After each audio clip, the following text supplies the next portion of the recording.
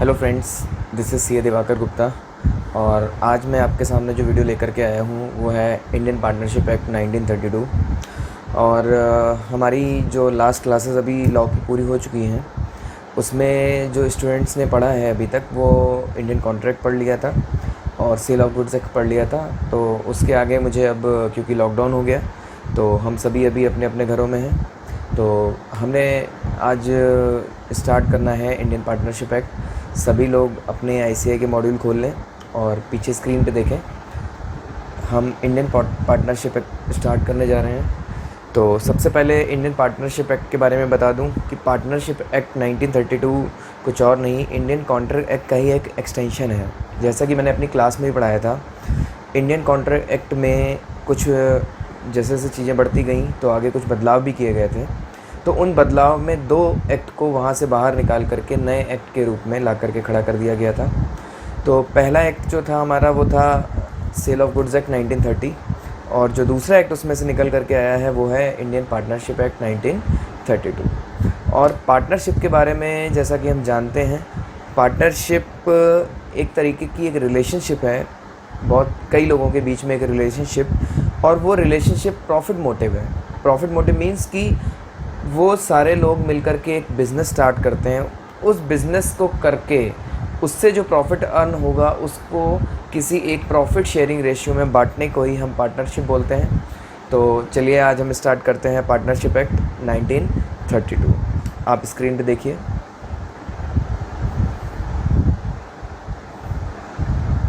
सबसे पहले partnership, partner, firm और फर्म नेम।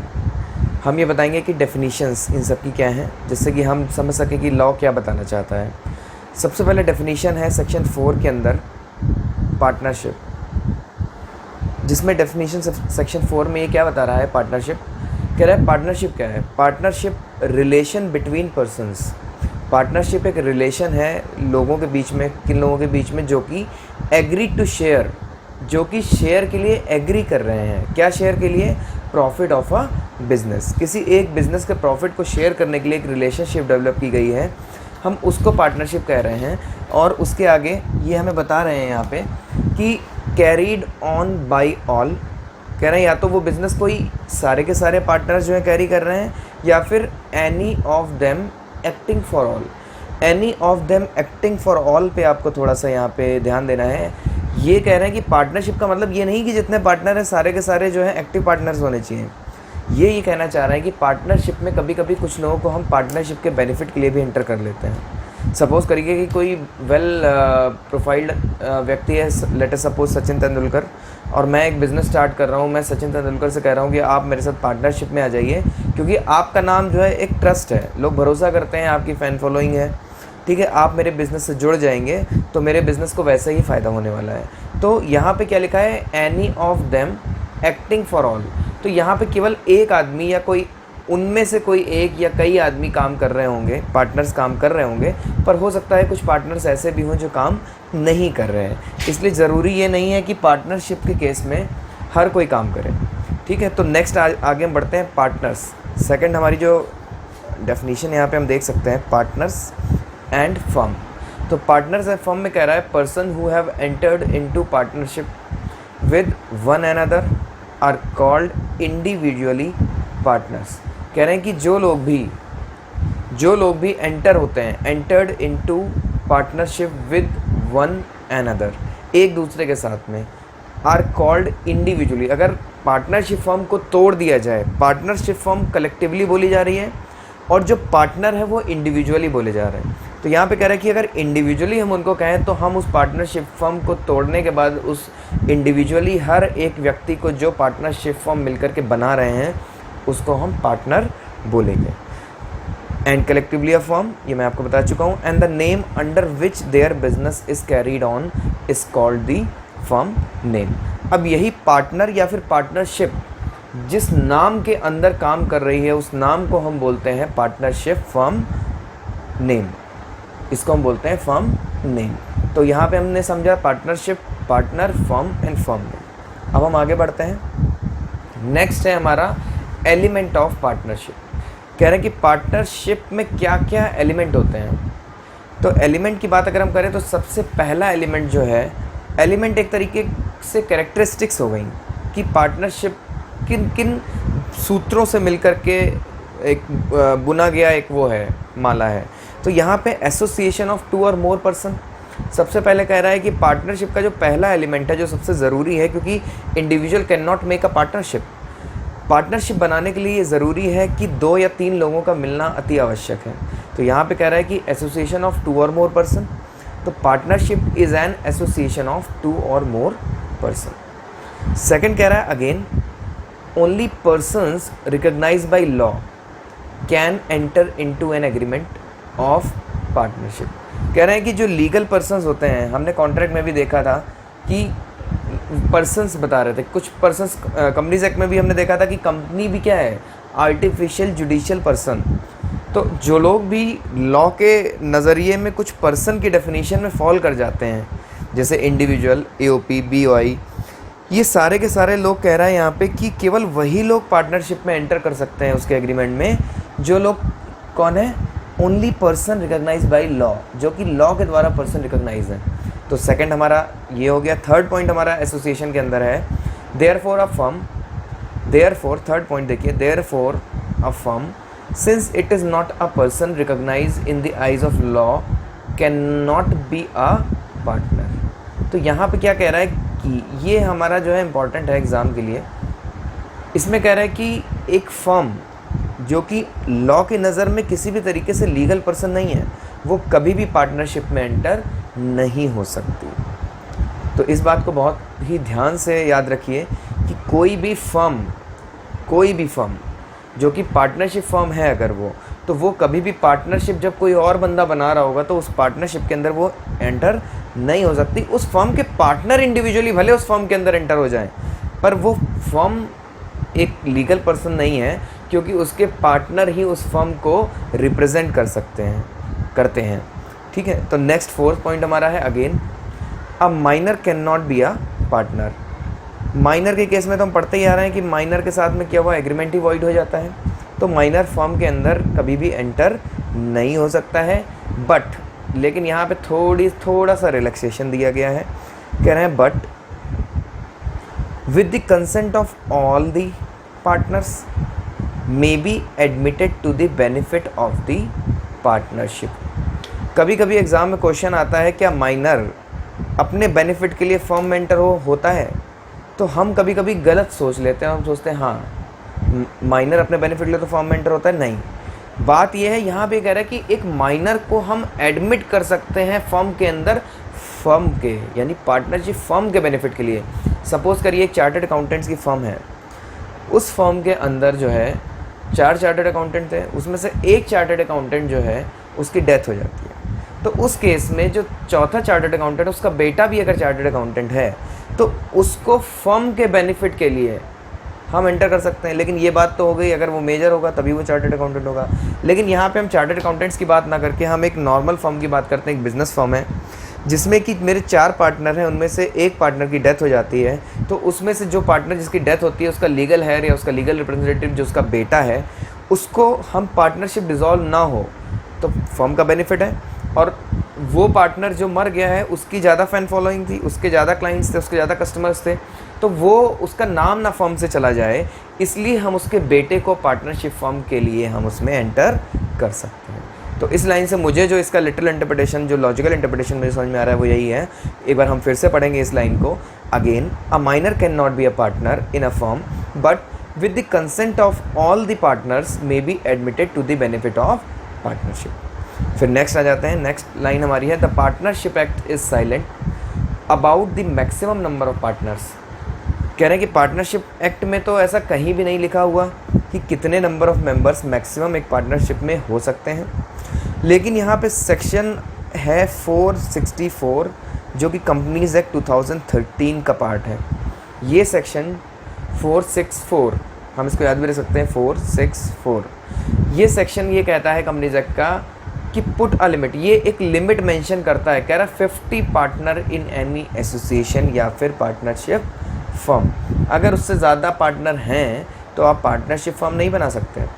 फिर आपको कहाँ जाना पड़ेगा, या तो आपको कंपनी बनानी पड़ेगी या फिर आपको LLP बनानी पड़ेगी, लिमिटेड लाइबिलिटी पार्टनरशिप फर्म। उसमें भी एक बार मुझे LLP के प्रोविज़न्स बहुत सही से समय रिमाइंड नहीं है। जहाँ तक LLP भी बना सकते हैं, बाकी कंपनी तो बना सकते ही हैं, उसमें कोई लिमिट नहीं होती। प्राइवेट कंपनी में कुछ लिमिट्स होती हैं, मगर पब्लिक कंपनी में कोई भी लिमिट नहीं होती, वहाँ पे शेयर होल्डर्स के लिए कोई लिमिट नहीं होती। तो कुल मिला के फर्स्ट एलिमेंट जो हमारा था association of 2 or more person, वो यहाँ पे ख़त्म होता है। इसमें 2 मेन बातें याद रखने की थी। पहली बात ये थी कि लॉ की नज़र में जो लोग पर्सन हैं वही लोग पार्टनरशिप फर्म में एंटर हो सकते हैं, और पार्टनरशिप फर्म लॉ की नज़र में एक पर्सन नहीं होती, उसके पार्टनर्स लॉ की नज़र में एक पर्सन होते हैं। उनका जो ग्रुप होता है उसको हम पार्टनरशिप बोल देते हैं, ये बात हमें याद रखनी है।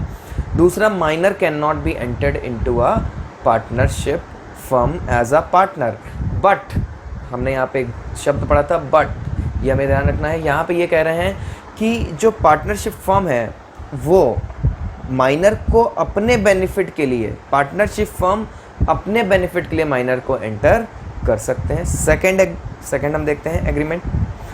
सेकंड जो हमारा एलिमेंट ऑफ पार्टनरशिप है एग्रीमेंट। एग्रीमेंट का मतलब हो गया डीड। जो पार्टनरशिप डीड की बात हो रही है कि पार्टनर्स का आपस में क्या टाई अप हुआ है, किसको कितना प्रॉफिट शेयरिंग देना है, कौन क्या काम करेगा, कौन क्या नहीं करेगा, ये भी पार्टनरशिप डीड में लिखा होता है।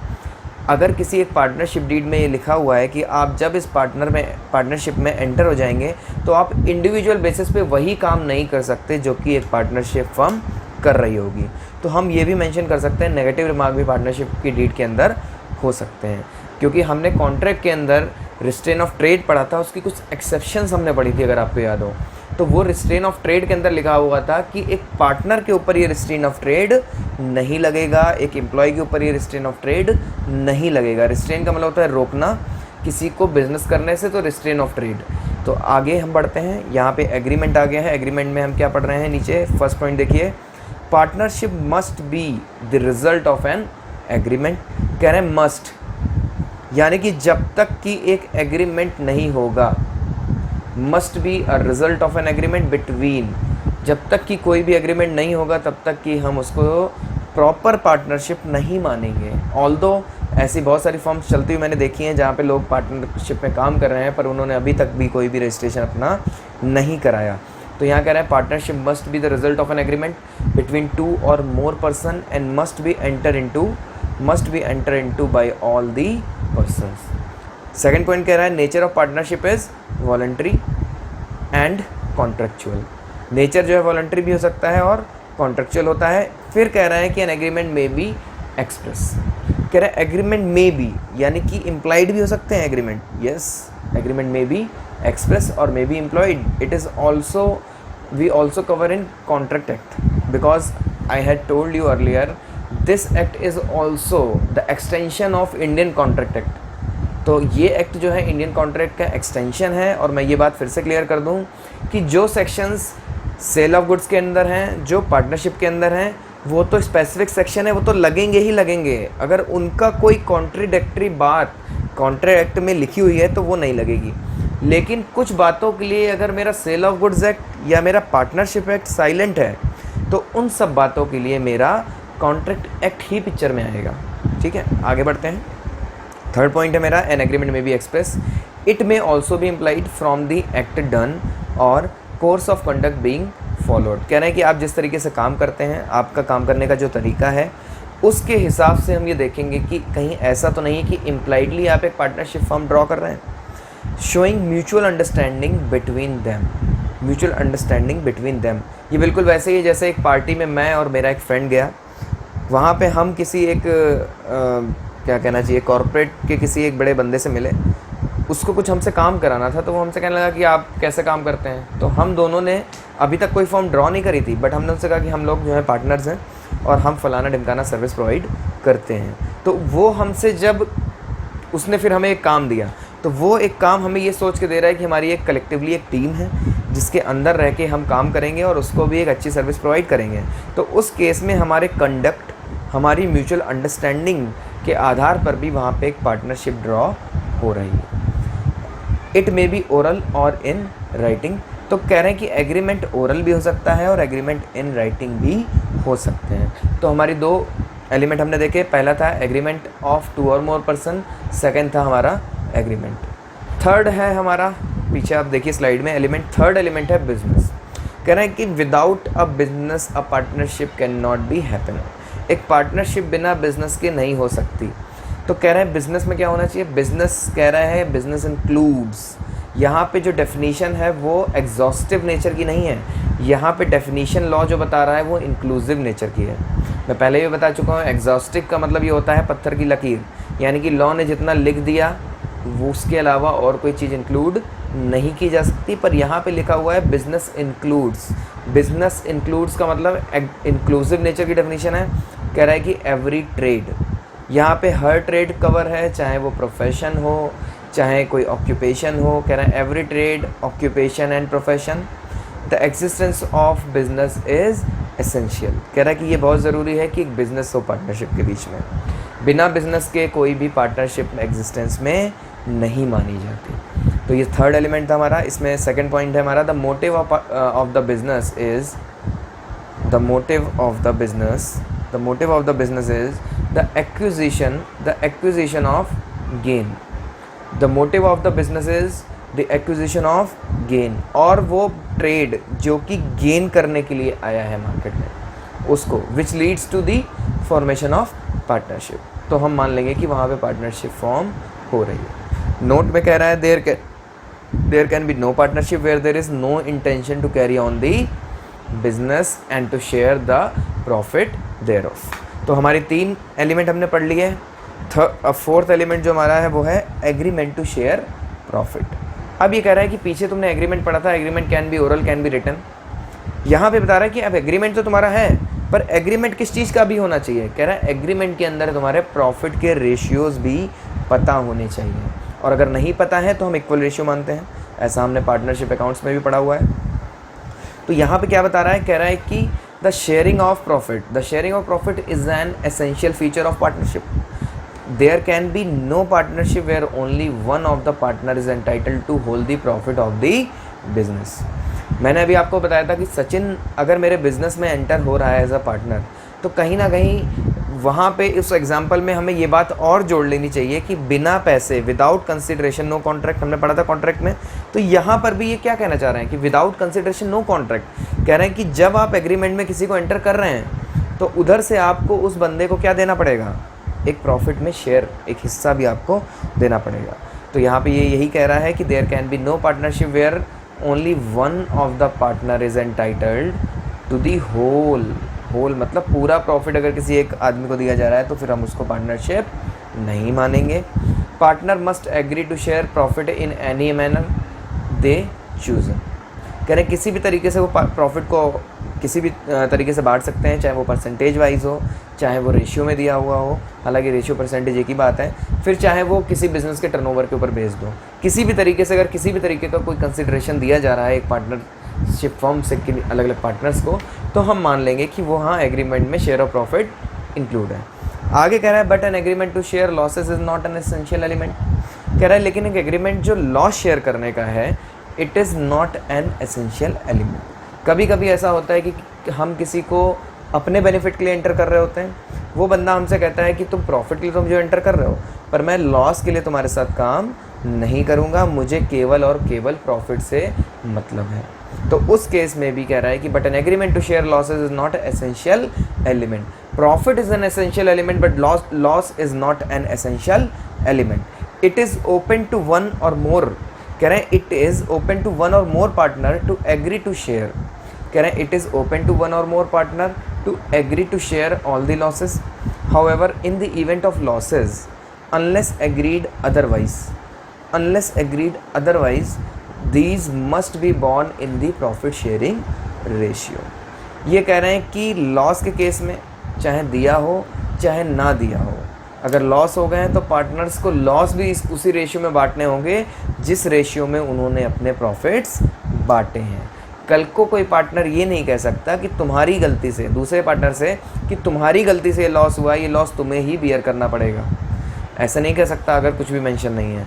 तो यहाँ पे क्या मेंशनड है, कह रहा है कि जो PSR होगा उसी रेशियो में, यानी कि प्रॉफिट शेयरिंग रेशियो में ही क्या बांटना पड़ेगा, हमें लॉसेस को भी अपना डिस्ट्रीब्यूट करना पड़ेगा। और लॉसेस के लिए ज़रूरी नहीं है कि पार्टनर को लायबल माना ही जाए।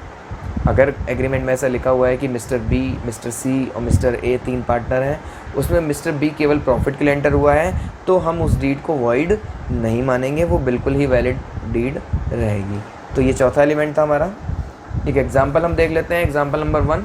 यहाँ आप देख सकते हैं, यहाँ क्या कह रहा है, को ओनर हु शेयर्स। ये एग्जांपल सारे आपके इंस्टीट्यूट की बुक में है, institute of chartered accountant of India. यहाँ पे कह रहा है कि को owners who share among themselves the rent derived from a piece of land are not partner because there does not exist any business। यहाँ पे कह रहे हैं कि कुछ को ओनर्स हैं। ओनर का मतलब हो गया कि मेरी एक प्रॉपर्टी है, उस प्रॉपर्टी को मैंने रेंट आउट कर रखा है, मेरे ब्रदर्स भी हैं, तो अब वो रेंट की प्रॉपर्टी से जो इनकम आ रही है वो अगर हम 3 लोगों में या मेरे केस में तो 2 भाई मेरे और हैं, तो 2 और लोगों में जो वो इनकम बांटी जा रही है, तो हम ये नहीं कह सकते कि हम एक पार्टनरशिप में। क्यों? क्योंकि यहाँ पे तो ओनरशिप हमारी है और हम किसी बिजनेस मोटिव से काम नहीं कर रहे हैं। हमने तो पैसा कमाना था, हमने वो रेंट पे प्रॉपर्टी चढ़ा दी, तो this is not a business. Business तो तब होता है जब मैं प्रॉपर्टी ख़रीदता और उनको रेंट पे चढ़ाता और मेरा काम ही वही होता, मेरा कॉन्स्टिट्यूशन भी वही होता, मेरा ऑब्जेक्ट भी वही होता और मैं हर समय उसी बिज़नेस के लिए अपना काम कर रहा होता। तो यहाँ पे कह रहा है कि ये को ओनर्स हैं, ना कि पार्टनर्स। ठीक है। सेकंड में देख रहे हैं, नो चैरिटेबल इंस्टीट्यूशन और क्लब में बी फ्लोटेड इन पार्टनरशिप। क्यों? क्योंकि चैरिटेबल इंस्टीट्यूशन और क्लब कभी भी प्रॉफिट मोटिव के लिए नहीं बनाए जाते। चैरिटेबल इंस्टीट्यूशन हमेशा या तो सेक्शन 8 कंपनीज़ बनाई जाती हैं आज की डेट में, या फिर किसी सोसाइटी के अंदर वो रजिस्टर्ड होते हैं, ट्रस्ट के अंदर रजिस्टर्ड होते हैं। तो यहाँ पे ये कह रहा है कि ये कभी भी पार्टनरशिप में नहीं होते। इसके पीछे रीज़न है, क्योंकि लॉ क्या कह रहा था? लॉ कह रहा है कि पार्टनरशिप केवल किस लिए बनाई जाएगी? किसी बिजनेस के लिए। वो बिजनेस भी किस लिए? किसी प्रॉफिट को अर्न करने के लिए। और चैरिटेबल ट्रस्ट जो होते हैं, जो क्लब्स होते हैं, इंस्टीट्यूशंस होते हैं, वो नॉन प्रॉफिट ऑर्गेनाइजेशन होते हैं। अकाउंट्स में हम नॉन प्रॉफिट ऑर्गेनाइजेशन ऑलरेडी पढ़ चुके हैं, तो इस बात से ये क्लियर हो जाएगा। आगे बढ़ते हैं। थर्ड एग्जाम्पल हमारा है एलिमेंट ऑफ पार्टनरशिप से रिलेटेड, जिसमें X and Y buy certain bales of cotton which they agree to sell on their joint account and to share the profit equally. In these circumstances X and Y are partner in respect of such cotton business। भले ही इन्होंने कोई return agreement नहीं किया होगा, पर इनका motive क्या है? बिजनेस करना, साथ साथ उस बिजनेस के प्रॉफिट को आपस में शेयर करना। तो यहाँ पे कह रहा है X and Y buy certain bales of cotton. Bales का मतलब हो गया कॉटन के जो बड़े बड़े बंडल होते हैं, जैसे कि नीचे यहाँ पे बने हुए आपको दिख रहे हैं। तो यहाँ कह रहा है X and Y buy certain bales of cotton which they are agree to sell on their joint account and to share the profit equally. अब हमारा एक एलिमेंट रह गया था अभी, तो एक एलिमेंट हमारा लास्ट एलिमेंट जो है, business carried on by all or any of them acting for all.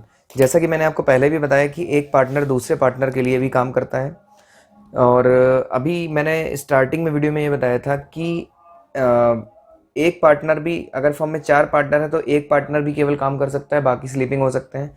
2 भी कर सकते हैं, बाकी स्लीपिंग हो सकते हैं। स्लीपिंग मीन्स स्लीपिंग पार्टनर, जो लोग केवल नाम के लिए बिजनेस में एंटर हो जाते हैं पर उनका कोई भी काम नहीं होता। या फिर कुछ लोग ऐसे होते हैं जो कहते हैं पैसा मैं लगा देता हूँ, काम तुम कर लो, पार्टनरशिप में एंटर हो जाते हैं और प्रॉफिट को शेयर कर लेंगे।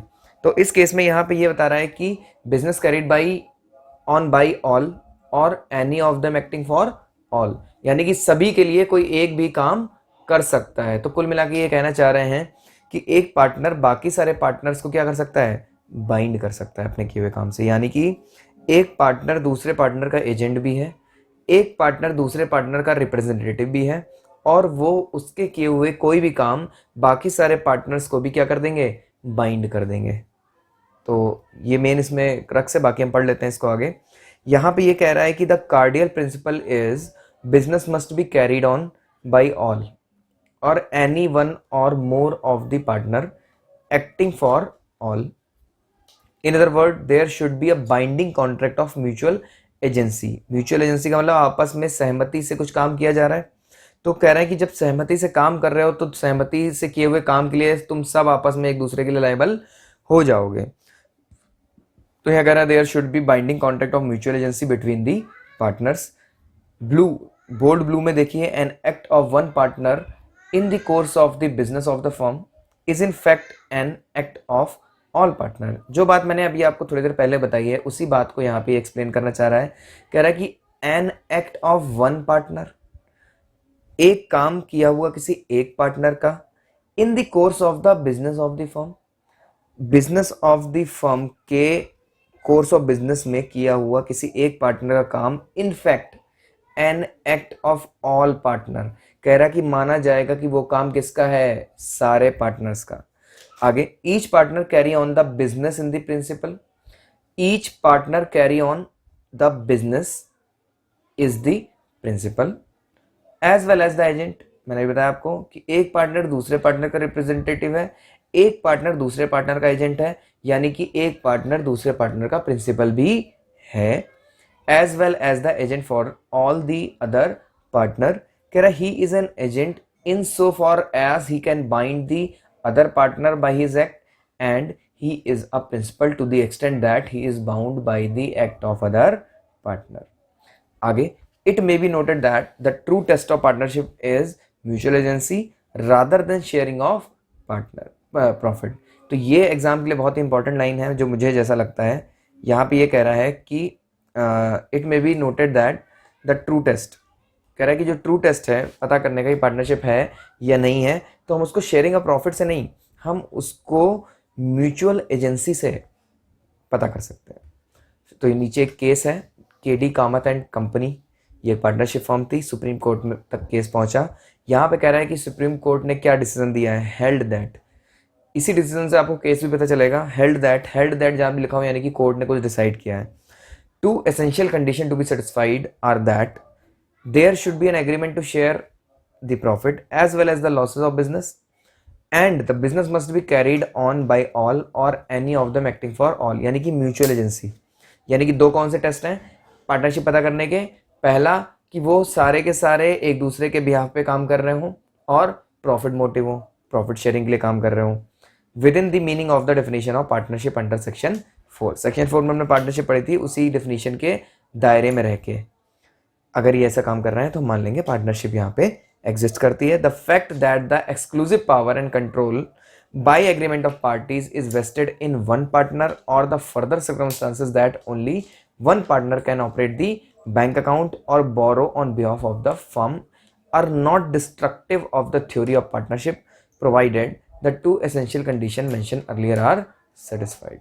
तो यहाँ पे कह रहे हैं कि अगर आपने किसी को राइट दे दिया है कि आपका वो बैंक अकाउंट भी मैनेज करेगा, पेमेंट भी वही देखेगा और वो आपकी फर्म में पार्टनर है, आपकी मीन्स कि वो सब पार्टनर एक दूसरे के लिए हैं, तो एक प्रिंसिपल इस समय हो गया, एक पार्टनर उसका एजेंट हो गया। तो प्रिंसिपल से ये कहा जा रहा है कि वो पार्टनर जिसको आपने सारे राइट्स दे रखे हैं, अगर वो कुछ गलत करता है तो आप ये नहीं कह सकते कि उसने गलत किया है, हम ये देखेंगे कि आपके प्रॉफिट शेयरिंग है कि नहीं है और वो आपके बिहाफ पे काम कर रहा है कि नहीं कर रहा है। तो बस मान लिया जाएगा कि पार्टनरशिप है और बाद में आप अपनी लायबिलिटी जो कि किसी एक पार्टनर ने आपके लिए इनकर कर दी है, आपको भी उसमें बराबर की हिस्सेदारी रखनी पड़ेगी।